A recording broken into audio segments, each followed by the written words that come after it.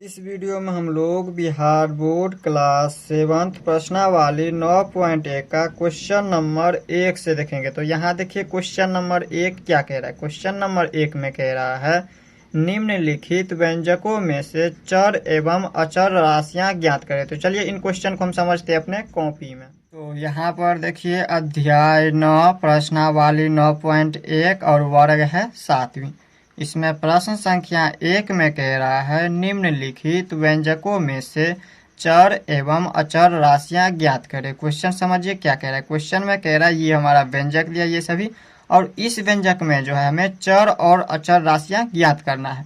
तो देखिए ए नंबर व्यंजक दिया है 5x + 2, और इसमें हमें पहचानना है जो चर राशि क्या है और अचर राशि क्या है। तो चर राशि और अचर राशि के बारे में जो है हमने पिछले वीडियो में बता दिया। अगर आपने मेरा पिछला वीडियो नहीं देखा है तो आई बटन में आपको लिंक मिल जाएगा, वहां से जाकर के देख लीजिए। इसमें थोड़ा सा जानकारी दे देते हैं चर राशि और अचर राशि के बारे में। देखिए चर राशि को कब हम पहचानेंगे, ए से लेकर जेड तक की जो भी अक्षर रहेगा उसे हम चर राशि कहेंगे, और 1 से लेके आगे तक जितना भी संख्या में दिया रहेगा उसे हम अचर राशि कहेंगे। जैसे यहाँ पर देखिए ए से लेके जेड तक के बीच में यहाँ पर आता है ये x, तो ये x जो है चर राशि हो जाएगा। x क्या हो जाएगा, चर राशि। तो यहाँ पर हम लिख देंगे x। अब इसके बाद देखिए अचर राशि हमने क्या बताया, 1 से लेकर आगे तक जितना भी संख्या है वो सारा हमारा अचर राशि होता है। तो यहाँ पर ये 5 और ये 2, ये दोनों क्या हो जाएगा, अचर राशि हो जाएगा। 5 और दूसरा हो जाएगा 2, ये दोनों अचर राशि है। अब देखिए बी नंबर में हमारा ये व्यंजक दिया है 2ab + 1, और इसमें चर राशि और अचर राशि को क्या करना है, आपको ज्ञात करना है। तो देखिए चर राशि इसमें क्या हो जाएगा, हमने क्या बताया ए से लेकर जेड तक जितना भी अक्षर है वो सभी चर राशि है। तो यहाँ पर ए और ये बी, ए बी क्या है, चर राशि। तो यहाँ पर हम लिख देंगे ए और दूसरा चर राशि बी। अब देखिए यहाँ पर अचर राशि, अचर राशि हमने बताया 1 से लेकर आगे तक जितना भी संख्या है वो सारा हमारा अचर राशि है। तो यहाँ पर 2 है और यहाँ पर 1 है, तो ये दोनों क्या है, अचर राशि। तो यहाँ पर लिख देंगे पहला है यहाँ पर 2 और दूसरा है यहाँ पर 1, ये अचर राशि हो गया। इसी तरह से यहाँ पर सी नंबर में व्यंजक दिया 2x² y - 1 + 2x। इसमें चर राशि और अचर राशि पहचानिए। तो यहाँ पर देखिए यहाँ पर जो है x² और यहाँ पर x, तो x कितनी बार है, 3 बार। तो यहाँ पर देखिए समान है, जैसे यहाँ पर देखिए x 3 बार है तो हम इसको क्या करेंगे, सिर्फ एक बार ही लिखेंगे। तो यहाँ पर एक बार लिख देंगे, यहाँ पर x एक बार लिख दिए, और दूसरा यहाँ पर y है, यहाँ पर असमान पाद वाले, यहाँ पर हो गया y एक बार। तो यहाँ पर हमने लिख दिया, यहाँ पर ये हमारा चर राशि हो गया। याद रखिएगा यहाँ पर चर जो समान रहे तो हम इसमें एक ही बार लिखेंगे। यहाँ पर जैसे x 3 बार है, 2 बार इसमें, 1 बार इसमें, तो सिर्फ हम इसमें एक बार लिखेंगे। और दूसरा है यहाँ पर चर राशि y, तो y लिख दिए। और देखिए अचर राशि में, अचर राशि में ये 2 हो गया, पहला 2 हो गया। दूसरा यहाँ पर देखिए -1 है तो लिख दीजिए -1। और तीसरा क्या है, तीसरा फिर से यहाँ पर देखिए 2 है, तो यहाँ पर दोनों क्या है, समान है, ये भी 2, यहाँ पर भी 2, तो हम सिर्फ एक बार ही लिखेंगे 2 को। तो यहाँ पर यही हो गया 2 और यहाँ पर -1, ये नहीं होगा। अब इससे आगे यहीं पे लिख देंगे आंसर। अब देखिए यहाँ पर डी नंबर में, डी नंबर में देखिए यहाँ पर है m² - n² - 1, ये क्या है हमारा, ये व्यंजक दिया। इस व्यंजक में जो है चर राशि और अचर राशि को पहचानना है। तो हमने आपको क्या बताया, ए से लेकर जेड तक जितना भी अक्षर है, लेटर है, वो सारा हमारा होता है चर राशि। तो ये m और ये n दोनों क्या हो जाएगा, चर राशि हो जाएगा। तो यहाँ पर देखिए m जो है 2 बार है तो हम सिर्फ एक ही बार लिखेंगे, ये नहीं कि 2 बार है 3 बार है तो उतना बार लिखेंगे, सिर्फ एक बार लिखेंगे। m एक बार लिख देंगे और दूसरी बार लिख देंगे n। अब कहिएगा n तो माइनस में है, तो देखिए चर राशि जब भी रहे और उसमें माइनस कभी भी चिन्ह नहीं लगाना है, वो हमेशा प्लस में होता है चर में, और अचर राशि में हम क्या करते हैं, माइनस में लगाते हैं। तो यहाँ पर देखिए ये -1 है, ये हमारा अचर राशि है, तो यहाँ पर लिख देंगे -1, यही क्या हो गया इसका आंसर। अब देखिए इसी तरह से यहाँ पर है ई नंबर में, ई नंबर में देखिए ये हमारा व्यंजक दिया है और इसमें आप लोगों को चर राशि और अचर राशि पहचानना है। तो देखिए चर हो जाएगा हमारा x 2 बार है तो हम सिर्फ एक ही बार लिखेंगे, यहाँ पर एक बार लिख देंगे x, दूसरी बार y हो गया और तीसरा हो गया z, ये हमारा चर राशि है। और अचर राशि क्या है, तो ये 9 जो है ये संख्या में दिया है तो ये हमारा अचर राशि हो जाएगा। तो यहाँ पर लिख देंगे 9। तो यही क्या हो गया, इस तरह से हमने यहाँ पर लिख दिया, 1 नंबर का आंसर निकल चुका है। अब देख लेते हैं हम क्वेश्चन नंबर 2 को। अब देखिए 2 नंबर में क्या कह रहा है, 2 नंबर में कह रहा है निम्नांकित व्यंजकों के पदों को पहचानिए। ये हमारा व्यंजक दिया ए से लेके ई तक, ये सारा व्यंजक दिया है और इस व्यंजक में जो है इनका पदों को पहचानना, इनका क्या पद है वो आपको पहचानना। इससे आगे नीचे कह रहा है उपयुक्त प्रश्न में दिए गए सभी व्यंजकों के पदों का गुणनखंड पेड़ आरेख विधि से प्राप्त करें। आगे कह रहा है प्रत्येक स्थिति में ये भी बताइए कि व्यंजक का निर्माण कैसे किया गया है। समझिए इससे आगे क्या कह रहा है। सबसे पहले तो हमें क्या कह रहा था, इस व्यंजक में कह रहा है पदों को पहचानने के लिए, और इससे आगे कह रहा है ये जो प्रश्न दिया है और ये प्रश्न में ये क्या है, व्यंजक है सारा। तो इस व्यंजक का जो है गुणनखंड आपको करना है। गुणनखंड किस विधि से करना है, तो पेड़ आरेख विधि से गुणनखंड करना है इसका। और इससे आगे कह रहा है प्रत्येक स्थिति में ये भी बताइए कि ये जो व्यंजक है इसका निर्माण किस तरह से किया गया है, वो भी आपको बताना है। तो चलिए इन क्वेश्चन को हम समझते हैं अपने कॉपी में। तो यहाँ पर देखिए 2 नंबर में क्या कह रहा है, निम्नांकित व्यंजकों के पदों को पहचानिए। सबसे पहले ये हमारा व्यंजक दिया, ये क्या है, व्यंजक है। और इस व्यंजक का जो है यहाँ पर क्या करना है, पदों को पहचानना है। तो पद यहाँ पर ये है एक्स स्क्वायर, दूसरा पद है यहाँ पर 2x और तीसरा पद है 1। तो इसका हम क्या करेंगे, सबसे पहले पद निकालेंगे। तो पद इसको हम लिख देते हैं। इस व्यंजक का जो है 3 पद है। पहला पद यहाँ पर हो गया एक्स स्क्वायर, ये एक्स स्क्वायर हो गया। पद के बारे में हमने पिछले वीडियो में बता दिया, पद क्या होता है, व्यंजक क्या होता है, चर क्या होता है, अचर क्या होता है, गुणनखंड क्या होता है, वो सारा हमने आपको पिछले वीडियो में बता दिया। अगर आपने मेरा पिछला वीडियो नहीं देखा है तो वीडियो के डिस्क्रिप्शन में लिंक मिल जाएगा, वहां से जाकर के देख लीजिए। तो देखिए पहला पद हो गया एक्स स्क्वायर, दूसरा पद हो गया इसी तरह से यहाँ पर इसमें 2x और तीसरा पद इसमें हो गया 1। और इससे आगे कह रहा है 2 नंबर में, आप अपने बुक में देखिए, कह रहा है इसका गुणनखंड ज्ञात करने के लिए। तो इस पद का, तो यहाँ पर इस पद का गुणनखंड क्या हो जाएगा, इसमें देखिए दंड आरेख विधि से जो कह रहा है इसका गुणनखंड ज्ञात करने के लिए। तो इसका दंड आरेख विधि से इसका गुणनखंड ज्ञात कीजिए। तो यहाँ पर हो जाएगा देखिए एक्स स्क्वायर का गुणनखंड हो जाएगा x गुने x, ये हो गया इसका गुणनखंड। देखिए x को हम x से गुना करेंगे तो एक्स स्क्वायर। इसी तरह से यहाँ पर है 2x दूसरा पद, और इसका गुणनखंड क्या हो जाएगा, तो इसका गुणनखंड हो जाएगा 2 गुने में x। जब हम x को 2 से गुना करेंगे तो 2x हो जाएगा, या फिर 2 को हम x से गुना करेंगे तो 2x। अब इसके बाद यहाँ पर है 1, ये हमारा पद है और इसका गुणनखंड हो जाएगा 1 गुने 1, या फिर डायरेक्ट लिख दीजिए 1, क्योंकि 1 से 1 को हम गुना करेंगे तो 1 ही आएगा। तो ये हमारा क्या हो गया, गुणनखंड हो गया।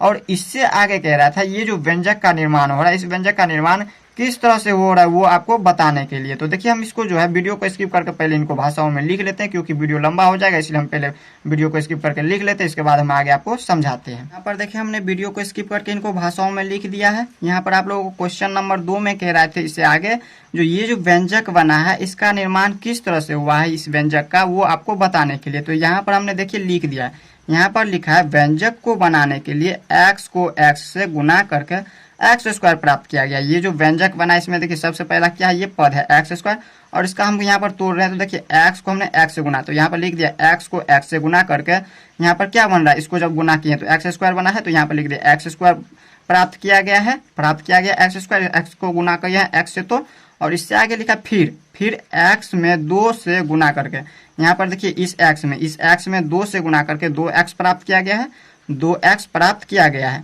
फिर एक्स स्क्वायर में, फिर यहाँ पर देखिए एक्स स्क्वायर में 2x, यहाँ पर ये जो एक्स स्क्वायर इसमें 2x को जोड़कर एक्स स्क्वायर प्लस 2x प्राप्त किया गया। यहाँ पर देखिए एक्स स्क्वायर में 2x को जोड़कर हमें एक्स स्क्वायर प्लस 2x प्राप्त किया गया है, इतना प्राप्त हुआ। और इसमें हमने यहाँ पर क्या किया, फिर 1 को जोड़ा है, तो यहाँ पर लिख दिया फिर एक्स स्क्वायर प्लस 2x में, एक्स स्क्वायर प्लस 2x में, इनमें यहाँ पर जो एक्स स्क्वायर प्लस 2x इसमें 1 को जोड़कर, यहाँ पर लिख दिया हमने 1 को जोड़कर व्यंजक x square plus 2x plus 1 प्राप्त किया गया है। तो इस तरह से हमने इनको समझा दिया। अब हम देख लेते हैं इसी तरह से बी नंबर में।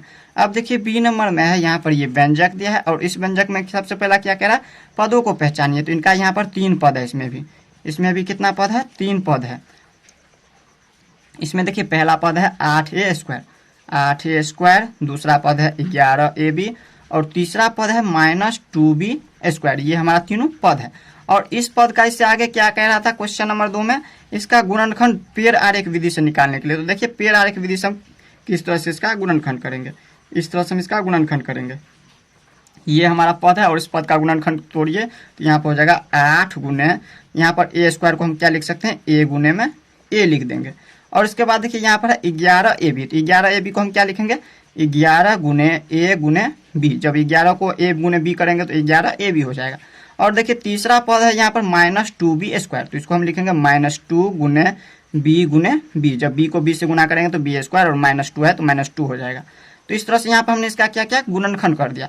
और इसके बाद कह रहा था ये जो व्यंजक बना इसका निर्माण किस तरह से हुआ है वो आपको कह रहा है बताने के लिए। तो यहाँ पर हम इसको भी वीडियो को स्किप करके लिख लेते हैं और इसके बाद हम आगे आपको समझाते हैं। देखिए हमने वीडियो को स्किप करके लिख दिया। यहाँ पर इनको भाषाओं में क्या कह रहा था आप लोगों को, क्वेश्चन नंबर 2 में कह रहा था ये जो व्यंजक बना है इस व्यंजक का निर्माण किस तरह से हुआ वो आपको बताने के लिए। तो यहाँ पर देखिए हमने इनको लिख दिया, व्यंजक बनाने के लिए a में स्वयं से गुना करके a स्क्वायर प्राप्त किया गया। यहाँ पर समझिए व्यंजक बनाने के लिए, जो व्यंजक बना, इस व्यंजक में बनाने के लिए यहाँ पर सबसे पहले तो इनको तोड़े हैं, तो इसका गुणनखंड से देखिए यहाँ पर समझना है। देखिए ए को हम ए से गुना करने पर, या फिर बोल सकते हैं स्वयं से गुना करने पर, ए में स्वयं से गुना करने पर, इस ए में ए से गुना करने पर यहाँ पर देखिए कितना प्राप्त हुआ, ए स्क्वायर प्राप्त हुआ है। तो यहाँ पर लिख दे ए स्क्वायर प्राप्त किया गया, ए स्क्वायर प्राप्त किया गया। और इससे आगे यहाँ पर 8 बचा हुआ है, तो अब देखिए इसे आगे लिख दिया हमने। फिर 8 से गुना करके 8 ए स्क्वायर प्राप्त किया। फिर यहाँ पर देखिए इस ए स्क्वायर में, ये जो ए स्क्वायर है, इस ए स्क्वायर में 8 से जब गुना किए हैं तो हमें कितना प्राप्त हो गया, 8 ए स्क्वायर प्राप्त किया गया, जो यहाँ पर लिख दिए 8 ए स्क्वायर प्राप्त किया गया है। और इससे आगे हमने लिखा फिर ए में बी से गुना करके, फिर यहाँ पर देखिए इस ए में बी से गुना करने पर कितना प्राप्त हुआ, ए बी हो जाएगा, तो ए बी प्राप्त किया गया है। और फिर ए बी में 11 से गुना करके, और फिर यहाँ पर ए बी से 11 में गुना करने पर हमें कितना प्राप्त होता है, 11 ए बी प्राप्त होता है। तो यहाँ पर लिख दीजिए 11 ए बी प्राप्त किया गया है। और फिर यहाँ पर देखिए तीसरा हो जाता है बी में बी से, या फिर बोल सकते हैं स्वयं से। यहाँ पर लिख देंगे, ऊपर कर लेते हैं। यहाँ पर देखिए हमने लिखा है, कहाँ गया, यहाँ पर देखिए फिर बी में स्वयं से गुना करके, बी में स्वयं से, बी को हम बी से गुना करके कितना प्राप्त किया गया, बी स्क्वायर। तो यहाँ पर लिख देंगे बी स्क्वायर प्राप्त किया गया है। फिर 2 से बी स्क्वायर में, फिर यहाँ पर बी स्क्वायर होता है, तो बी स्क्वायर को जब हम -2 से गुना करेंगे, यहाँ पर देखिए लिखेंगे -2 से बी स्क्वायर में गुना करने पर यहाँ पर कितना आया, गुना करके यहाँ पर -b स्क्वायर प्राप्त होगा, तो -b स्क्वायर प्राप्त किया गया है, -b स्क्वायर प्राप्त किया गया है। अब देखिए इससे आगे हमने लिखा है, अब 8a स्क्वायर में 11ab को जोड़कर 2b स्क्वायर को घटाकर व्यंजक इतना प्राप्त किया गया। यहाँ पर देखिए हमने लिखा है 8ab स्क्वायर, यहाँ पर है 8ab स्क्वायर, और इसमें 11ab को जोड़कर, इसमें 11ab को जोड़कर, और इसके बाद -2b स्क्वायर को घटाकर, -2b स्क्वायर ये जो दिया है इसको घटाकर हमें कितना प्राप्त हुआ है, 8a square plus 11ab minus 2b square. तो यहाँ पर लिख दिया इतना भी प्राप्त किया गया है। तो इस तरह से हमने बी नंबर देख लिया। अब देखिए सी नंबर को देख लेते हैं। देखिए सी नंबर में दिया है 9p स्क्वायर माइनस 4q, ये क्या है, हमारा व्यंजक दिया है। और इस व्यंजक में क्या कह रहा था आपको, सबसे पहले पदों को पहचानना है। तो पद को पहचानिए, इसमें कितना पद है, 2 पद है। पहला पद यहाँ पर हो जाएगा 9p स्क्वायर, 9p स्क्वायर, और दूसरा पद हो जाएगा -4q। अब इसका क्या करना आप लोगों को, कह रहा था इससे आगे गुणनखंड ज्ञात करने के लिए इस पद का, तो इसका पद का यहाँ पर गुणनखंड ज्ञात कीजिए। अब इसका हम गुणनखंड पेड़ आरेख विधि द्वारा ज्ञात करेंगे। देखिए 9p स्क्वायर, इसको हम लिख सकते हैं कितना, 9 गुने में p स्क्वायर को लिख देंगे p गुने p 2 बार हो जाएगा। अब इसके बाद देखिए -4q, इसका गुणनखंड करेंगे तो कितना हो जाएगा, ये पद है और इस पद का गुणनखंड करेंगे तो यहाँ पर हो जाएगा -4 और गुने में q। इस तरह से हमने इसका गुणनखंड कर दिया। इससे आगे आप लोगों को क्या कह रहा था, इससे आगे कह रहा था ये जो व्यंजक बना है, इस व्यंजक का निर्माण किस तरह से हुआ है उसको लिखने के लिए। तो इसको जो है आप लोगों को क्या करना है, आपको या तो इस तरह से हमने जिस तरह से समझाया उस तरह से अपनी भाषाओं में लिख देना है, जैसे जैसे किए हैं इसमें, या फिर आप जो है अपने बुक में देख लीजिएगा कैसे दिया हुआ है, उसको आप लोग देख करके समझ सकते हैं। अब देखिए यहाँ पर है डी नंबर में दिया है a square b square minus 9, ये हमारा व्यंजक दिया है। और इसमें आप लोगों को पदों को पहचानना है। तो इसमें 2 पद है, पहला पद यहाँ पर है a स्क्वायर b स्क्वायर, और दूसरा पद है माइनस में 9, ये दोनों पद है। और इस पद का क्या करना है, दंड आरेख विधि से इसका गुणनखंड ज्ञात करना है। तो देखिए a स्क्वायर को हम क्या लिख सकते हैं, a गुने में a लिख देंगे, और इसके बाद b स्क्वायर को लिख देंगे b गुने में b, और -9 को हम लिख सकते हैं -1 गुने में 9। जब 1 को 9 से गुना कीजिएगा तो 9, और माइनस लगाए तो माइनस लगा देंगे तो उतना ही आ जाएगा। ये इसका गुणनखंड हो गया, ये पद हो गया, और ये व्यंजक हो गया। इसके आगे कह रहा था आप लोगों को ये जो व्यंजक है इसका निर्माण किस तरह से हुआ है उसको आप लोगों को लिखना है। तो यहाँ पर जैसे जैसे इसका निर्माण हुआ है वैसे वैसे लिख दीजिए इसमें, या फिर आप लोग अपने बुक में से देख करके इनको लिख सकते हैं। अब देखिए ई नंबर में क्या दिया हुआ है, ई नंबर का भी गुणनखंड देख लेते हैं। ई नंबर में दिया है 8ab माइनस 3b, ये व्यंजक दिया है और इसका गुणनखंड करना है। तो सबसे पहले क्या कह रहा था आप लोगों को, पद को पहचानने के लिए। तो यहाँ पर देखिए इसमें 2 पद है, पहला पद यहाँ पर दिया हुआ है 8ab, और दूसरा पद है -3b, और इसके बाद इसका गुणनखंड करना है पेड़ आरेख विधि से। तो इसका गुणनखंड हो जाएगा 8ab का गुणनखंड हो जाएगा 8 गुने a गुने b, ये इसका गुणनखंड हो गया। और दूसरा है -3b, तो -3 गुने में b, ये इसका गुणनखंड हो गया। और इसके आगे कह रहा था इसका निर्माण किस तरह से, इस व्यंजक का निर्माण किस तरह से हो रहा है वो आप लोगों को लिखने के लिए। तो इसको जो अपने बुक में आंसर दिया हुआ है उसमें जाकर के आप लोग देख लीजिए, और इसके बाद आगे आप समझ लीजिए, क्योंकि हमने ए नंबर और बी नंबर में बता दिया है जो कैसे कैसे हम इसको लिखते हैं। तो इस तरह से हमने क्वेश्चन नंबर 2 को देख लिया। अब देख लेते हैं हम क्वेश्चन नंबर 3 को। अब देखिए 3 नंबर में क्या है, 3 नंबर में है 12x² y में पहला दिया है x² y और दूसरा दिया है x तथा y का गुणांक बताइए। ये हमारा व्यंजक दिया है और इस व्यंजक में जो है यहाँ पर क्या करना है आपको, इसका गुणांक बताना है। इसे आप पद भी बोल सकते हैं, एक पदी व्यंजक है ये। और इसके बाद ये हमारा दिया है इसका गुणांक, इसका इन दोनों का क्या करना है आपको, गुणांक बताना है। तो देखिए सबसे पहले हम 12x² में 12x² y में जो है पहला गुणांक हमें क्या करना है, x² y का गुणांक बताना है। तो x² y का गुणांक कितना हो जाएगा, इसका जब गुणांक निकालेंगे तो देखिए इसमें क्या करेंगे, जितना ये दिया है उतना हम क्या करेंगे, इसको सबसे पहले इसको गुणनखंड तोड़ लीजिए। 12x² y का गुणनखंड क्या हो जाएगा, 12 गुने में x का स्क्वायर को हम लिख सकते हैं x गुने में x और उसके बाद गुणा में लिख देंगे y। ये इसका गुणनखंड हो गया, ये हमारा पद है और उसका जब गुणनखंड किए तो इतना आ गया। तो इसमें से क्या करना है, जितना ये दिया हुआ है इसको हटा करके इतना, और जो बाकी का बचेगा वो इसका गुणांक हो जाएगा। तो यहाँ पर देखिए इसमें x जो है 2 बार है, तो इन दोनों x को हटा देंगे और दूसरा y है तो इसको भी हटा देंगे। तो इतना को क्या करेंगे, हटाएंगे तो यहाँ पर बच जाता है कितना, 12 बच जाता है। तो ये इसका गुणांक हो जाएगा, ये जो है x² y का गुणांक हो गया 12। अब देखिए इसी तरह से ये तो पहला नंबर का था। अब देखिए दूसरा नंबर में फिर से ये हमारा व्यंजक दिया है, या फिर बोल सकते हैं एक पदी व्यंजक है ये। तो यहाँ पे लिख देंगे एक पदी व्यंजक है 12x² y और इसमें x का गुणांक बताना है। तो x का गुणांक यहाँ पर देखिए इसको क्या लिख सकते हैं, इसका जब गुणनखंड तोड़ेंगे तो हो जाएगा 12 गुने में x गुने में x गुने में y। इसमें से आप लोगों को क्या हटाना है, x का गुणांक निकालने के लिए हम क्या करेंगे, x को हटा देंगे। ये जो एक x है, एक x को हटा दीजिए, बाकी को रहने दीजिए। सिर्फ एक ही x है, इसमें से बाकी को रहने दीजिए। तो 12xy हो जाएगा। इसमें 12 को x से गुना करेंगे तो 12x और फिर y को गुना करेंगे तो 12xy हो जाएगा। 12xy ये x का गुणांक हो जाएगा। ये किसका गुणांक है, x का गुणांक है, ये x का गुणांक है। और तीसरा जो है हमें निकालना है y का गुणांक, y का गुणांक। y का गुणांक कितना हो जाएगा, तो फिर से यहाँ पर ये हमारा एक पदी व्यंजक दिया है 12x² y और इसमें y का गुणांक हो जाएगा। देखिए y को छोड़कर बाकी को हम लिख देंगे, y को छोड़ दीजिए, बाकी जो बचा है उसको लिख दीजिए 12x²। ये हो गया y का गुणांक। तो इस तरह से हमने क्वेश्चन नंबर 3 तक देख लिया इस वीडियो में।